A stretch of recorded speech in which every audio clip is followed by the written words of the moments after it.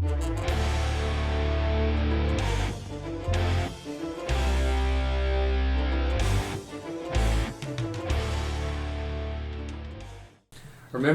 the 5th of November. Today we are doing V for Vendetta.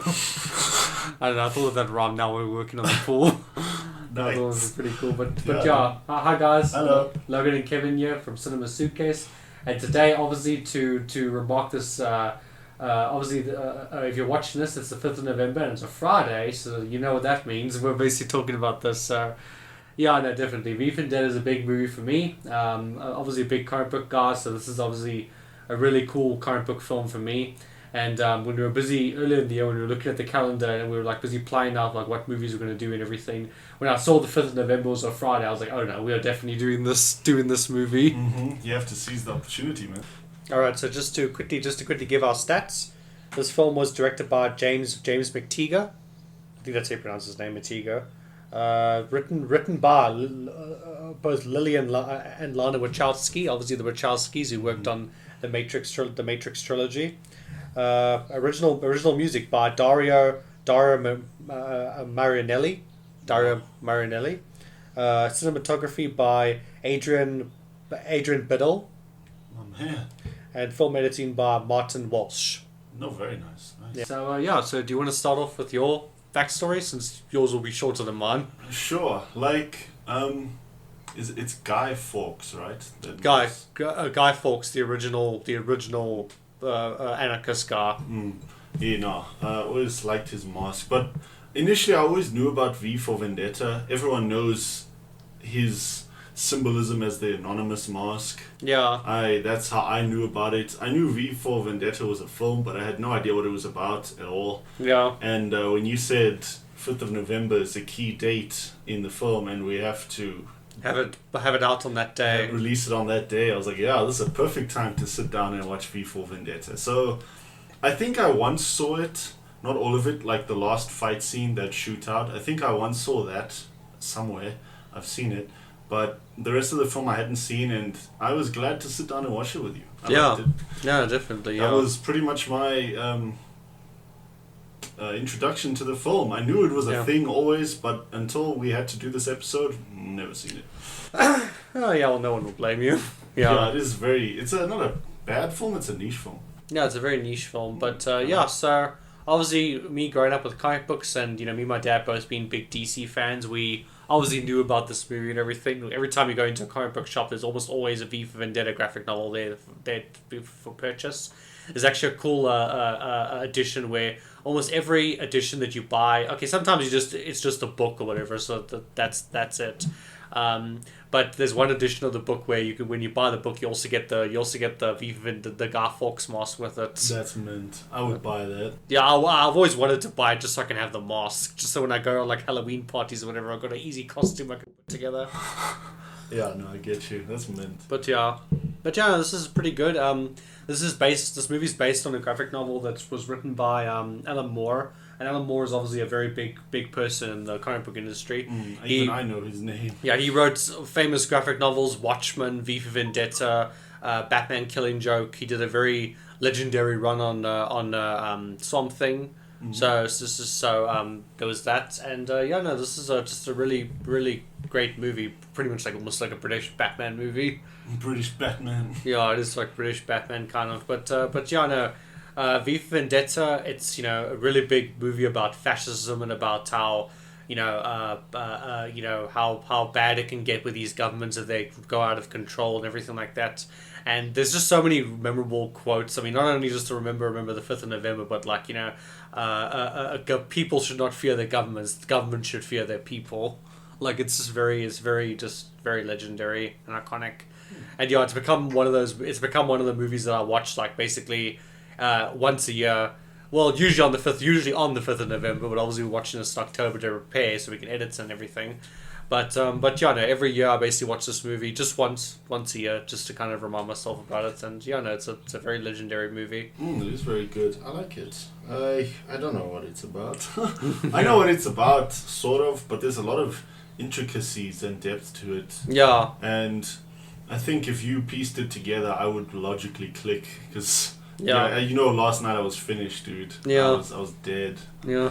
That's just how it goes. But if you want to give us a run by the story, then I can bounce off of you. Yeah. So we to start the story off, basically, we open with basically like a news broadcast of this one anchor, and he's like this like very like one of those like right wing, very like conservative.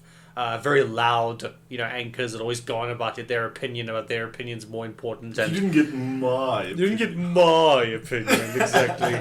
And he's going on about how the Americans sent over food supplies, whatever, and he said, we should go dump them in the river right now, and he references like the Boston Tea Party. I was going to say, I think he referenced the Boston Tea Party. He references the Boston Tea Party and everything like that, and yeah. And then we cut to Natalie Portman, and she's obviously getting dressed because she's going out basically to go meet someone, and then she goes, and then we also cut to this other mysterious figure putting on like his gloves and his boots and everything. I like that montage. And like the mask, they keep cutting between the two of them getting dressed and everything. It already draws a link to them before they even meet. Yeah, and then basically she's walking out at night, and then she runs into this guy, and then the guy's a fingerman, which is basically like a Gestapo secret police for the government. That name. Yeah, the fingerman, and then they're basically arresting her, and they're basically like saying like, oh, you just threatened the fingerman officer. That means that we have the right to do whatever we want to you. Which is not true. Yeah, and basically they're going to like obviously get touchy with her, and then V shows up, and then V obviously like beats the freaking hell out of these guys using kung fu. He has like his like knives and everything, like cuts the one guy so the guy's pants falls down, just punches them and knocks them out. And then he meets Natalie Portman's character is Evie, I think. Evie, that's her name. And the two of them have this very interesting conversation. He's like, obviously like, he's very fluent in English. Oh, I love uses like this ye old English language, and he speaks with sophistication. Obviously, because this is played by Hugo Weaving. Yes. So. Wow. How do you spell that Weaving part? Weaving. Oh, Weaving. Okay. Yeah. But played by Hugo Weaving, and props to him though, because this is basically a role where basically his face is covered the entire time. You never see his face. I'm glad. There's that one bit towards the end when he meets with the detective. But like and when you look at his like sort of like the sides of his face, you can tell that it's Hugo Weaving. But even then, like he's got this beard that covers most of his face. He's wearing a hat. He's got glasses. And he's like concealed in shadow a lot of the time. So props to actors who are actually willing to, because the problem is, especially with big Hollywood stars, like no, they have to see my face. They have to see my face. They have to see the merchandise here.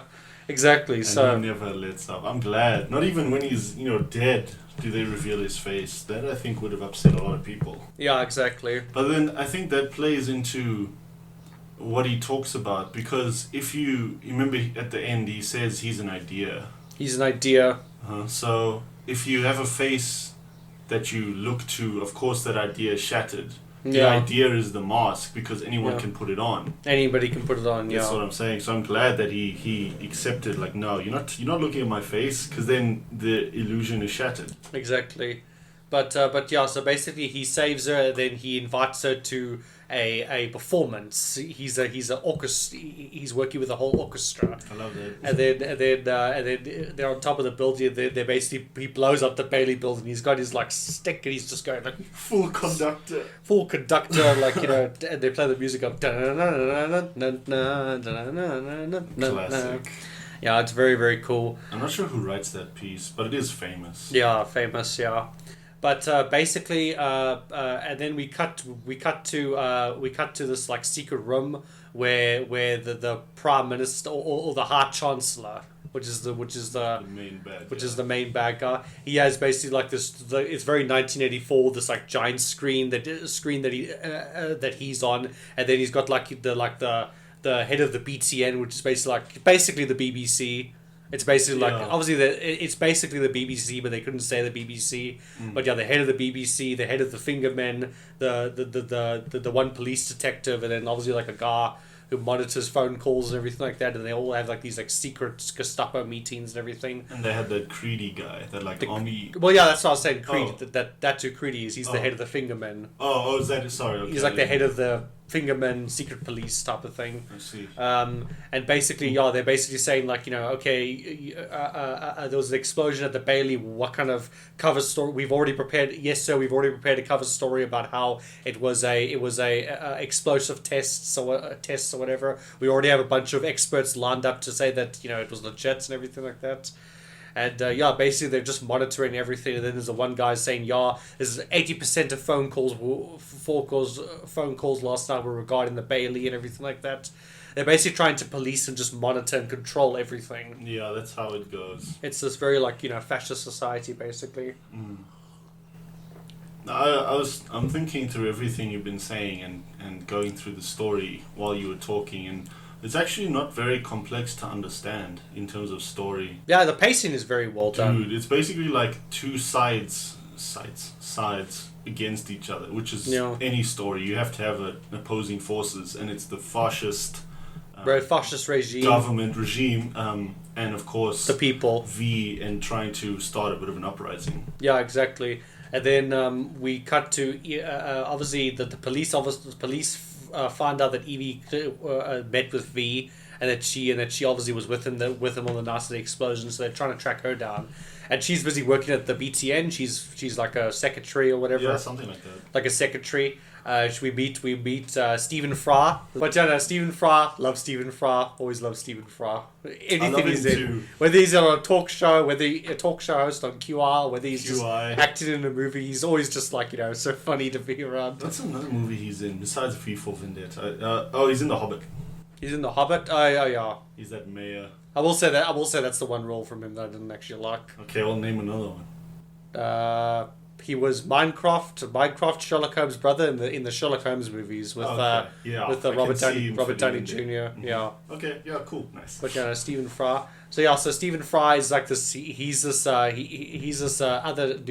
talk show host anchor. Well, not really a news anchor. He's more like a talk show host guy. Sort of like a. Because they have the two guys. There's the one anchor guy who's obviously this far right, like militant type of dude, and then they got Stephen Fry. He's just the practical jokester type of guy. Trying to relieve the tension. Yeah, and then anyway, he was supposed to meet with Evie, but then he said that's the first time a woman's ever stood me up on a date or whatever.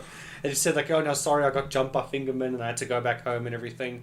And then basically then V shows up, and then he basically holds up the sort of like the newsroom where they sort of film news and everything like that.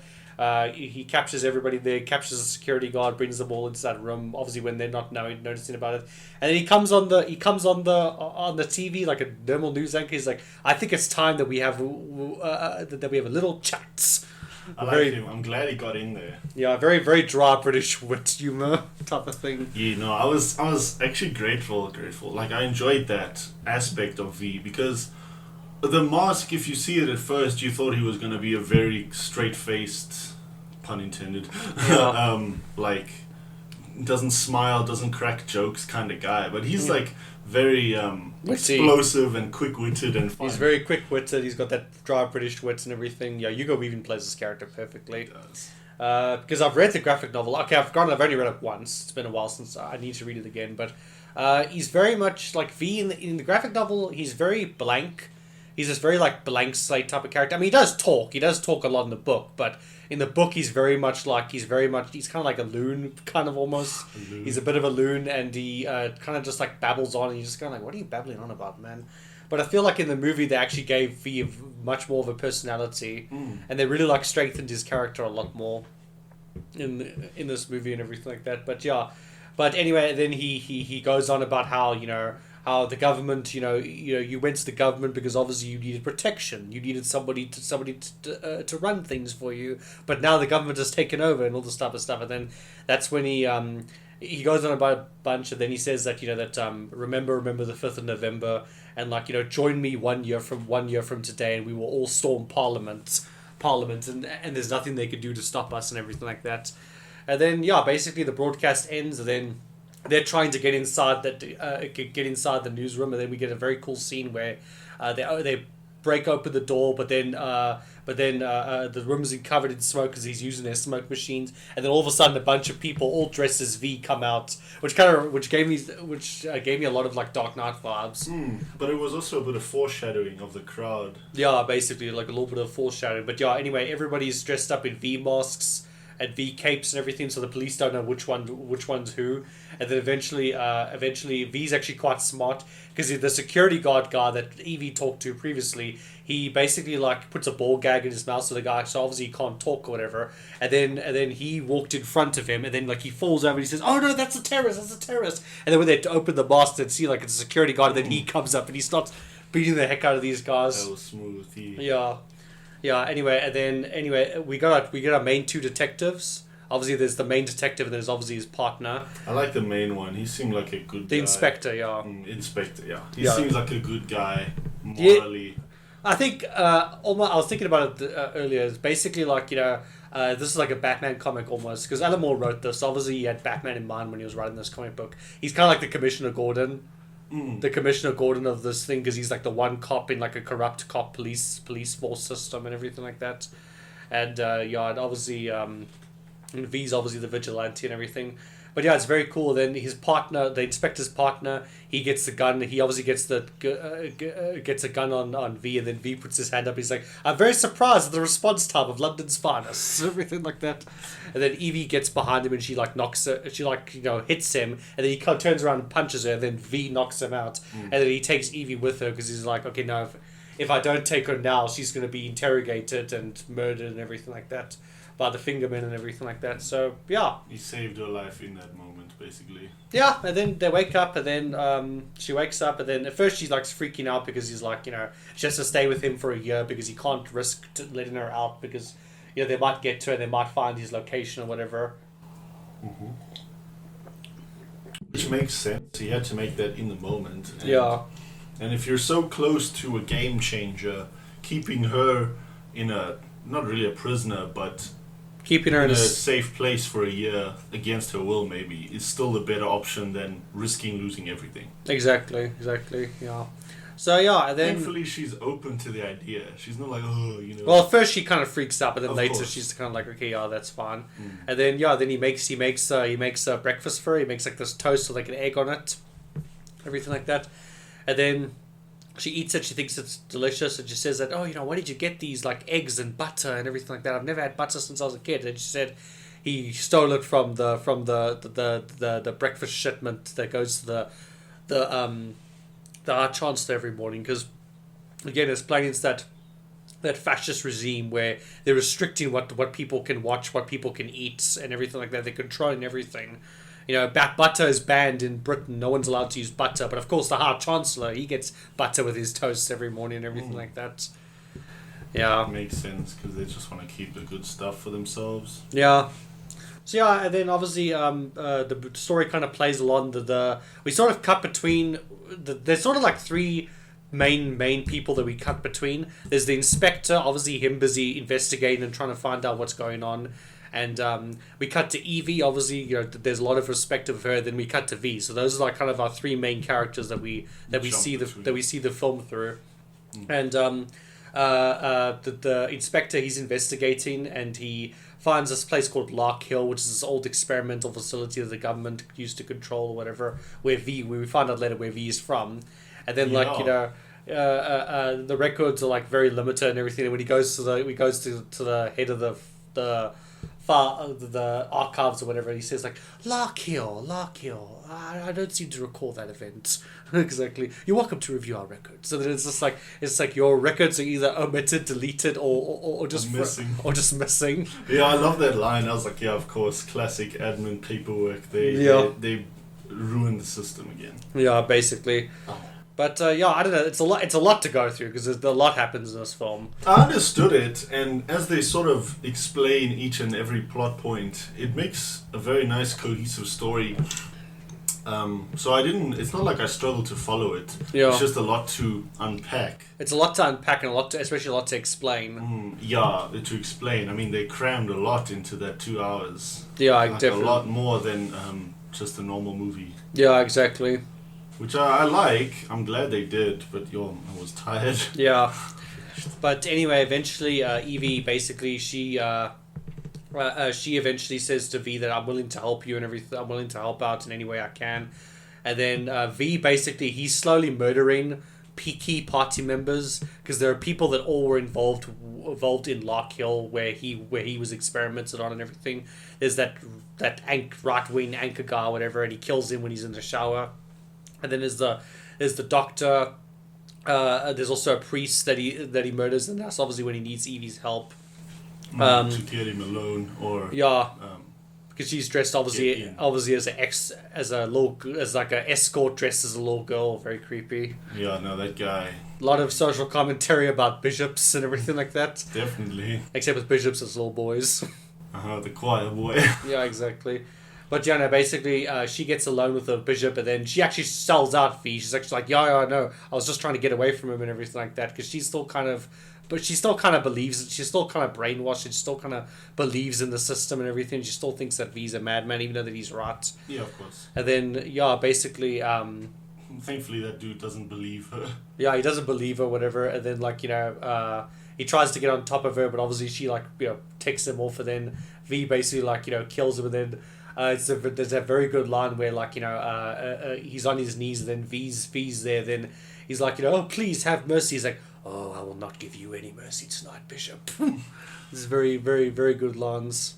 He does have nice dialogue. I like his higher English. Yeah. I'm a big fan of, like, that kind of etiquette and type of talking. I like it. I'm not that good at it in day-to-day speech, but I can understand what he's on about, which is nice, because most people are like, what the hell is he talking about? Yeah, so exactly. Glad he does it.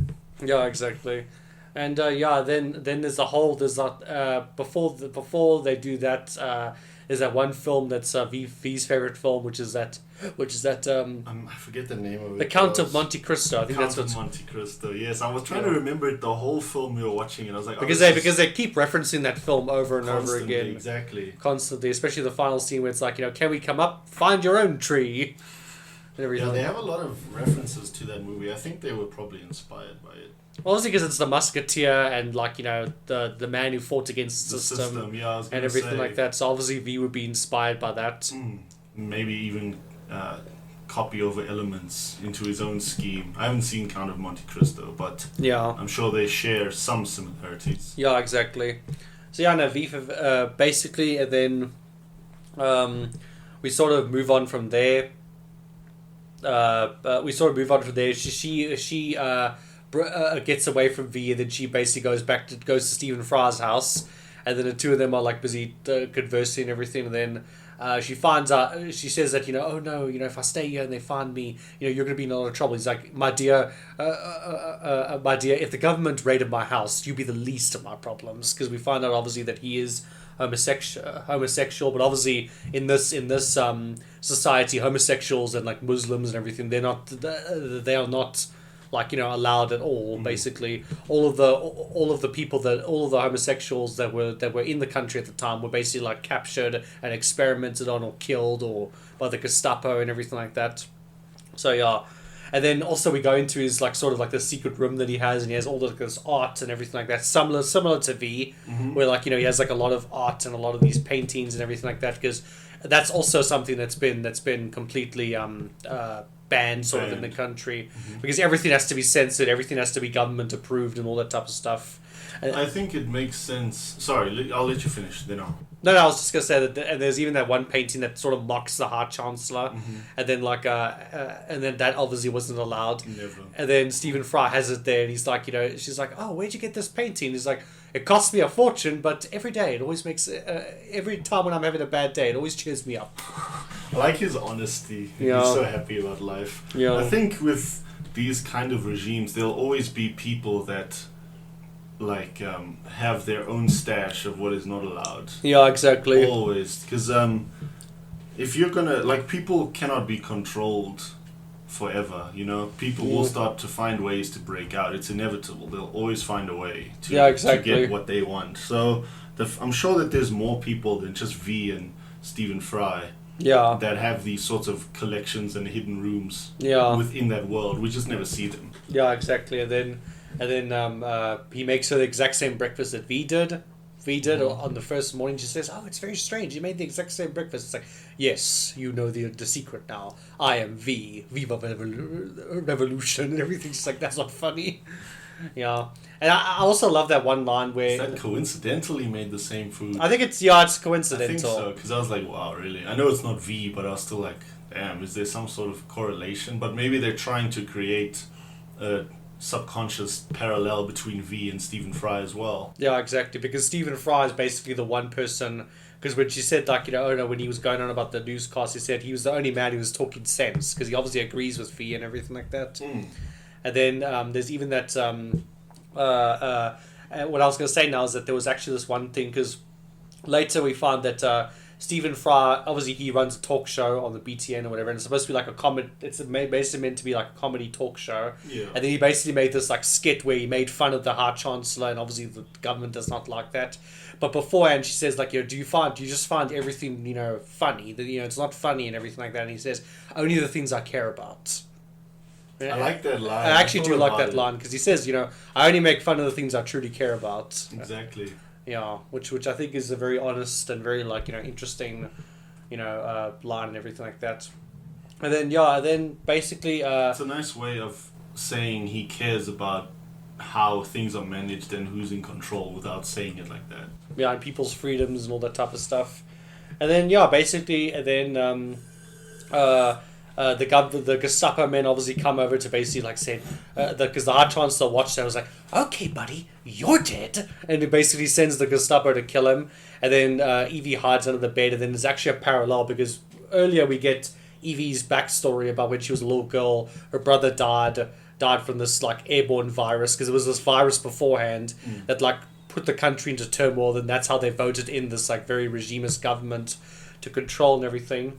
And then we get flat, and then her parents, after the brother died, the parents were very like anarchists, and they were speaking out against it, and obviously the Gestapo came for them. And then there's we get a flashback of her hiding under the bed as a little girl, and then her mother gets knocked down, and her mother looks at her under the bed and everything. And then we sort of get another flashback, and then there's sort of a correlation, because then when Stephen Fry gets knocked down, he gets knocked down, he looks at her. Same visual style. It's the same visual style and everything like that, which is a very good shot. I thought about it too. I was like, oh, she's going through this again, but that maybe that's part of her own transformation. Yeah, I was gonna. Sorry, you finished. No, I was gonna say that is part of her. It is part of her transformation. It's kind of when she kind of realizes, that's when she kind of, because before she like sort of agrees with V, but she still thinks he's a terrorist and everything. But then after, when Stephen Fry dies, that's when she's like, okay, no, like we do need a revolution now and everything. I don't think she thinks he's a terrorist. I think she's just afraid to be a player in something like that. Yeah. Because obviously, these people come for you. Who knows what's going to happen to you when they take you away? Yeah. That kind of fear, it puts a lot of people off. Yeah. So I think she's just like, no, I don't really want to be involved. But when it happens again, it's sort of like breaks you to rebuild you kind of thing. Yeah. So once she's broken, she's like, no. V is right. We need to, and I don't care what happens to me. For the greater good, I'm gonna fully give in to this revolution. Yeah, she gets kidnapped and tortured. Then the people who are torturing her, they're always covered in shadow, so you never actually see who it is that's torturing her. And then we keep cutting back, because the thing is, every day when she's being tortured, she finds this little like toilet roll of toilet paper, and it's got like this whole story by this previous inmate written down. And then every now and then we cut to this woman's life and everything, because it was this woman. She was born, and she obviously she was a lesbian, and because of that, and because homosexuals are completely banned in this regime, she was obviously captured. Then she kind of goes through a whole life, and it's very depressing, because she was in high school. There was a girl that she liked, but then they were often told like, no, this is just a phase. You need to get out of it and everything like that. Then then she met another girl who she came out to her parents with, and she needed her girlfriend's support to be there with her. Her parents basically kicked her out. And then she basically was an actress, and then while shooting a set of a film, she meets this other girl that like obviously she's like her soulmates or whatever. And then it's a very tragic tale, and she talks about how they were so happy together. They had this little flat, and then But then the problem is when the new regime government came, they captured her girlfriend, and then pretty soon they captured her. Then she was in the experimental. She was in the same facility that V was, and she was like the cell next to him, basically. Pretty much. Yeah, and yeah, it was a very good story. And then later it's revealed that V actually was the one who was torturing her, because he was trying to fully convert her to this revolution, but also try to see if she would actually give him up. But she never gives him up. Never ever. And then when she even says like, you should have this back because you clearly wrote it, he's like, I didn't write it. That was real. Yeah, it was genuine. It was genuine and real. I think, like, for me, that whole backstory of the other lady and her whole life basically is like the little ray of sunshine in the darkness almost. Yeah, because she says, never give up hope, and and even though I've never met you or laughed with you or joke with you, I love you. Yeah, exactly. And I think that's sort of the tipping point for Evie. Yeah. Because I was very confused with that part initially. I was like, why is this here? Why is this character relevant? Yeah. But I think it played into Evie's transformation. I keep wanting to say Eve because of Wall-E. Yeah. I get you. So, what's your take on that? Because that's what I was saying earlier. That's the part that I didn't understand. Because she's even at the end. Yeah. Well, okay. Well, the ending bit, because you see a lot of character, because at the end, obviously they storm Parliament, and then when the fireworks happen, they all take off their masks, and it's like this whole crowd of people, and then people who have been murdered previously in the film took off their masks and they were there. I think that's I think that's just meant to be more symbolic, metaphorical and symbolic of like the revolution is here, and all those people that died, they didn't die for nothing. Yeah, they were there in spirit, basically. Yeah, basically. Okay, yeah, you're right. That was towards the end when I was very dead. But I'm glad that we got to discuss that and talk about it. So she is in the ground. Yeah. But she still was hoping for the revolution. So probably so she could get on with her own life, Yeah. Was that the point you wanted to bring up to me earlier? Yeah, that's what I was unsure about, was her backstory and origin of that woman. Because I was like, I watched all of it and I was like, are you going to come back in this movie as a point or... Yeah. No, but she didn't. Instead, I think she was part of Evie's transformation. Exactly, yeah. I enjoy because they do the whole parallel thing like they did when they were getting dressed. Yeah. They do it again with like the reborn sequence when she's in the rain and V is in the fire. Yeah. That whole thing. That was epic. So they draw a lot of similarities. Yeah, this film was just masterfully done and masterfully directed. Very well done. Definitely. Inspirational. Very, very inspirational. It's like very, very simple to follow, but also there's a lot of complexity to it because of how they did it. They took a very deep and complex graphic novel and like adapted it to film so well. Precise. It's awesome. I haven't read the graphic novel. You have. So I'm going off of your understanding of it. But I need to check it. And it's kind of the ironic part because Alan Moore, I mean, he kind of went a bit, not like, I'm not going to say cuckoo, but he kind of went a bit, he became very jaded and cynical, especially now he's very jaded and cynical. He hates DC Comics. Every time they do an adaptation of any of his films, he instantly hates it and everything. And I'm kind of just like, dude, you need to like just sit down and watch them and actually give these movies a chance. They're actually very good. And they've actually adapted your work they've actually adapted his work very, very well into films and stuff like that. But like Killing Joke.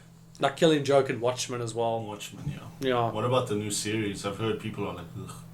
What new series? The Watchmen series. Oh, the miniseries. I watched it. I thought it was very good. I thought it was really good. But I mean, that series, it doesn't really adapt because the movie adapted it was obviously a straight adaptation of the book, but the series isn't really an adaptation. It's more like a sequel. It's like the sequel to Watchmen that we never got. I see. And it was very funny because the thing is, while that series was running, there was a comic book sequel to Watchmen called Doomsday Clock, and it, like both of these running parallel. It's just like, guys, and we're just going like, DC, come on, man, you guys are milking it too much now. You guys are really milking this franchise. Did that Doomsday Clock tie into the series? Or did No, it was sort of parallel because the comic book was meant to be... Doomsday Clock was meant to be the comic book sequel to Watchmen, and the series was meant to be the sequel to Watchmen. So they were running at the same time, but they weren't related at all. Yeah, they weren't related at all. Okay, it's like two completely different sequels. They probably capitalized on the hype. Yeah. They were like, okay, let's release both at once. You know, Yeah. the hardcore fans will definitely take both. Oh yeah, DC they love to milk Watchmen. Like, good lord, they love to milk Watchmen. There was this one tie-in series. Like, my dad probably will watch this episode, so he'll probably be laughing when he watches this part. But there was this bit. There was a series that they did a while ago, many years ago, called Before Watchmen. And it was supposed to be like this prequel to Watchmen and everything like that. And then my dad was initially interested. He's like, oh, okay, well, if it's like a mini series or whatever, then yeah, I'll collect it or whatever. And then it turned out to be like, no, instead of it just being one mini series as like a prequel to Watchmen, it was basically like a bunch of tie-in books, and like there was a book for each of the Watchmen members, and there was a whole bunch of other tie-in books and everything. I remember my dad, we went to the comic book shop to go pick up our comics one time. My dad actually asked the comic book shop, and I'm like, yeah, what about this Before Watchmen series? I'm actually interested in it. And then he tells him that, oh yeah, it's this whole like all these tie-in, all these different miniseries you have to buy. And my dad was just like, no, thank you. I'm okay. Like he bought a couple of them. I think there was a couple of characters that he got. He got the Silk Spectre book, and I think there was another one that he bought. But yeah, basically just a sample. But yeah, no, there was a whole thing that they love. Warner Bros. Loves DC and Warner Bros. They love to milk Watchmen. Like, that's one of their biggest RPs. It's not part of the main DC universe, but anyway. Getting back to V Vendetta. So basically, Evie leaves again, except now obviously she's like, full pro revolution, and the rest of the year kind of just plays out basically like, they're still trying to find V, but the government obviously is not successful at all. The inspector is trying to do it, but he's under surveillance now, and they keep saying like, don't stop digging up shit. Oh yeah, they're getting sick of it. Yeah, they're sick of it and everything, and V keeps going after his targets, and basically then eventually we just fast forward to, there's that one bit where there's that little girl, because we keep cutting to we cut to a bunch of different people. There's like there's these people in a pub. Yes. There's people in the pub. There's like two different families that they keep coming to, because I want to show you the different people's perspectives as all the stuff is happening, and also their own like changing sides from being with the regime to being with V. Yeah, against it. Yeah. And then there's this one family, and there's this husband and wife, and they have this daughter, and she's this little girl with glasses, and she completely believes in V. V's kind of like a hero and everything like that. And then towards the end, V sends out these masks, obviously Garth Ox masks for everybody to wear. And then the little girl puts on the mask, and she gets her cape, and she goes around like a superhero, and she goes and spray paints. And then this fingermen, obviously, because the Chancellor, he puts out this order, like basically anybody wearing those masks, execute them on sight. Like, I don't want to see any of these people. So this fingerman, he basically shoots and kills this little girl, and then he's like standing there over her, and then you can sort of see there's a little bit of regrets in his face, but anyway, obviously he's a fingerman, so he doesn't really care in the end. And then these people from the neighborhood all start coming towards him, and he's like got his badge, he's like, fingerman, don't come here, this is official business. And then they don't care. They basically just like, mob justice on him. And then then basically like it's V's final before. V also Cretan, what his name is, Cretan, I think that's his name. Cretan. The guy that like the High Chancellor shouts at towards the end. Creedy. Sorry, not Cretan. Creedy. Cool.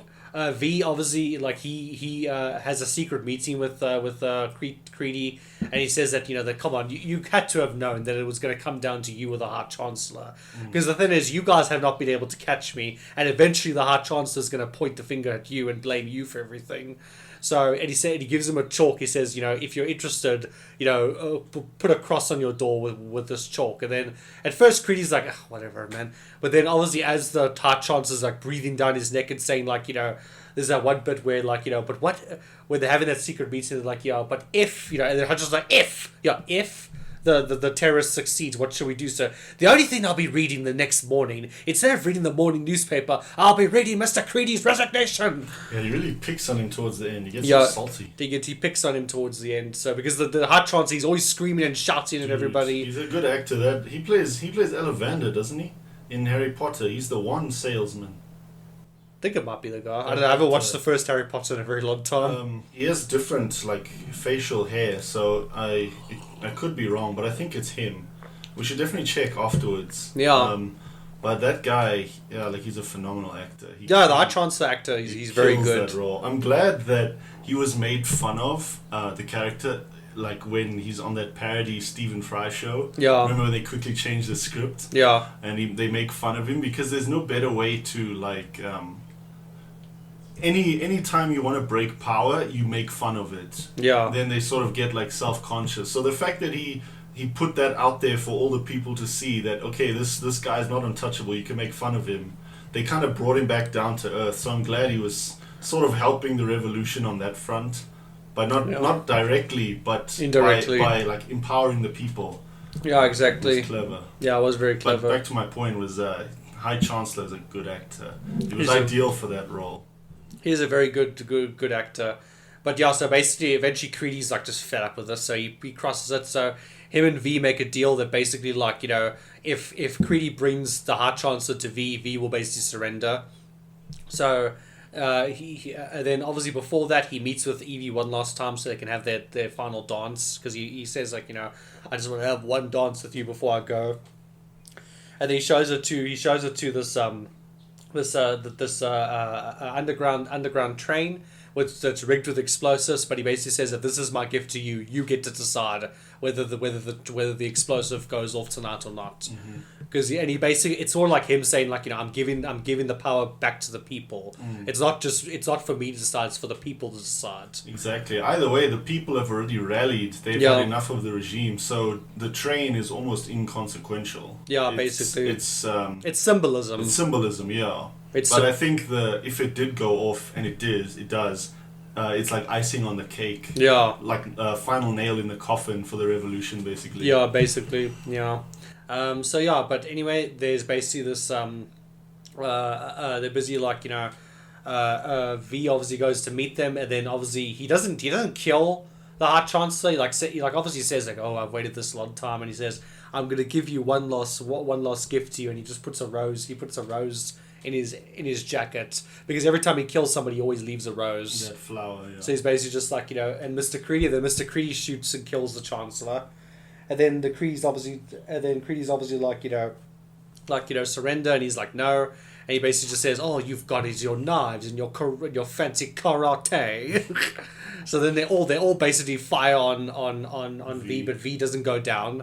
And then, like, everyone's, like, shocked. And then we get the really cool, like, knife fight sequence where he's going around and just taking down these guys one by one. Mm-hmm. That was very cool. That was mint. I enjoyed that. I like the sort of trail effect left as he swings the knife. Yeah, exactly. Those are cool. I don't know how they did that. I thought initially it was like this effect called echo effect, but it can't be. Yeah. So I have to research. But I thought it was a nice element of having that slow-mo fight and then the trail of his knife where it's being left. Yeah. I thought that was... But this movie was actually written by the Wachowskis, who obviously worked on the Matrix films, and you can see that when you watch that scene, kind of like, yeah, this is definitely something the Wachowskis would have written. I have, like, this kung fu sequence and everything. Type thing. Definitely. Like that, and yeah, no, he just goes to town on these guys. It's like typical Batman Arkham, like, fight sequence. And anyway, he beats these guys, and then Creedy's the last one left, and then Creedy, like, empties an entire mag of his revolver into him to say, why won't you die? And, like, he grabs him, like, strangles him and says, you know, under this mask is not flesh, it is an idea, and ideas are bulletproof. That's what I'm saying. I'm glad you never saw a face reveal. Because then people could project their image onto his mask as the idea. Exactly. Which is brilliant. Yeah, so anyway, but yeah, basically that's it. So then V basically, he, like, walks back to the train. Evie basically, like, you know, they have their final moment together. Then Evie puts him on the table on the train so he can go with the train, obviously, on the explosion. That could be sort of his funeral and his farewell. And basically, going out with a bang. Yeah, basically, they blow up Parliament, and then basically the revolution happens, and the regime is taken down. Yeah, I assume. I like that. Very poetic film. Very, very nice approach, because he's a one-man army. So he uses, like, guerrilla tactics and espionage to break them down. Because obviously, if he just went in guns blazing, he couldn't do that forever. He would get outnumbered. Yeah, exactly. So his approach is ingenious. Yeah, he probably draws inspiration from the Count of Monte Cristo. The Count of Monte Cristo. As I said, I say probably because I haven't seen it, but Yeah. I imagine that's where he gets a lot of ideas. Like, okay, that's not a bad idea. Let's do that. Let's do that. Yeah. Which is great. So I'm really impressed by this film. I recommend it hands down. I Yeah. got nothing wrong with this movie at all. Yeah, I've got nothing wrong with this movie either. Okay, I'm not as well versed in the Alan Moore. It is Alan Moore. Yeah, Alan Moore. Sort of Comic books. projects and DC stuff. I'm not that invested as you are. So you might know a bit more. But for me, as a standalone, I'm very impressed. Yeah, exactly. Very good. That's why I stayed awake through it. Not that it was boring, but I was so tired, and I was like, "No, I'm finishing this. I'm invested. I'm invested." Yeah, exactly. It's great. Yeah, Do you wanna... Sorry. No, I was gonna say they actually wanted to make a V for Vendetta TV series, and I was just like, oh my gosh. But this is before unspecified virus, and I think probably the unspecified virus, that means that they probably put the project away, and I'm like, good, don't ever do it. This movie's perfect. Start a fire with it. This movie's perfect. Don't touch it. We don't need a series or anything. But yeah, so but yeah, no. Any shots that you liked? No, I'm sorry. I was so disappointed in myself. I'm sure everyone is like, this idiot. He's usually the one that likes these things. I've got nothing that blew my mind. I was very tired and I struggled to focus. And towards the second half, I was like, no, I have to find something that really impresses me. But no. I'm very surprised, Mr. DOP. I'm very surprised with myself as well. Like usually, I take shots that are eye catching. Yeah. But I think more the similar shots for those connections I was talking about earlier, like when she's under the bed, that scene she goes through twice. When they're getting dressed, they have the same shot for different scenes entirely. Yeah, that I'll definitely give as a DOP. Yeah, okay. I have a couple of shots that I liked. I like the shot where the bit when he goes to go fight would go kill that right-wing anchor guy, because the right-wing anchor guy used to be like a captain or a commander or whatever. Something like that. He was in the military and... in the shower. Yeah, when he killed him in the shower.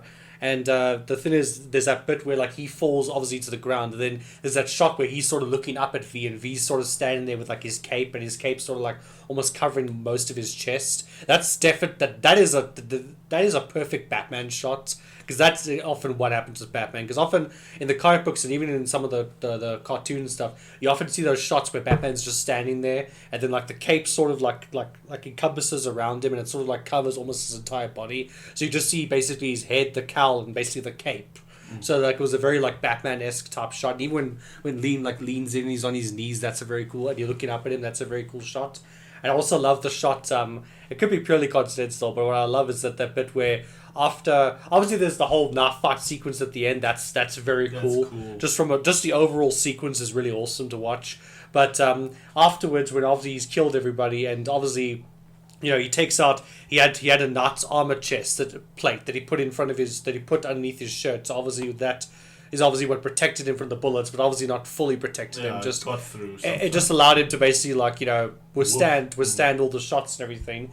And then the part where he's walking down the tunnel, and like he falls against the thing, and like he like sort of like he like leans up with his arm to carry on walking, and then when you see the blood on the wall, it like sort of makes out a V, which I thought was awesome. It is pretty cool. I didn't notice the V shape, but I know the scene you're talking about. Well, it sort of looked like a V, and I was like, okay, cool. Same with the fireworks at the end. Yeah, exactly, with the V. The V. Yeah. Very, very cool. Nice. So that'd be it for you. From shots. Yeah, that's basically it for me in terms of shots that I really liked. Takeaway? McDonald's. Definitely just how to adapting things well, and just how to do pacing, how to like squash so much information into one movie and yet still make it interesting and still make it investing, that the audience wants to watch it all the way through. And they can follow it, like it's concise. It's very good. Definitely a takeaway of mine as well. I think another takeaway I would take is if it can be done, incorporate what they did to draw subconscious connections between characters through the mirroring of scenes. Yeah, like when they're both getting dressed at the same time. Mm-hmm. Like they've never met yet, but we already know there's a connection subconsciously. That kind of stuff is very ingenious, and I'd like to implement that. Yeah, that is very ingenious, but that would be my main takeaway. What would be your rating? How many hours did I sleep? 4. There we go. No, I'm joking. Definitely a 10. I got nothing wrong with this movie. 10 for me as well. Perfect movie. Nice, perfect. Hands down, nothing wrong with it. No plot holes that I could work out. Nothing that severely irritated me. Yeah. Nothing out of place. It felt just right. Chef's kiss. Chef's kiss. Yeah. 10 out of 10. But yeah, no, thanks very much for watching this episode, guys. I'm Logan and this is Kevin. We are Cinema Suitcase. If you like this video, please like, share, and subscribe. And if you have any feedback, please just leave it down in the comments below or write us a review on one of our podcast platforms. But yeah, thanks guys.